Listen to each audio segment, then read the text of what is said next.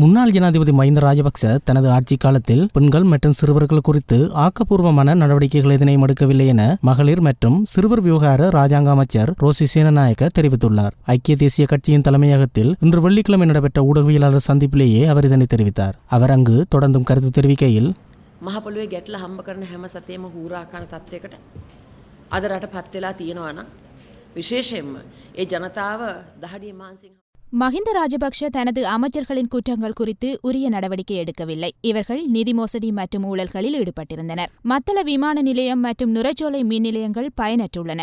மக்களின் பணத்தை வீணடித்துள்ளார்கள். அப்பாவி மக்களின் வரிப்பணத்தில் மஹிந்த தரப்பினர் சொகுசு வாழ்க்கை வாழ்ந்திருக்கின்றனர்.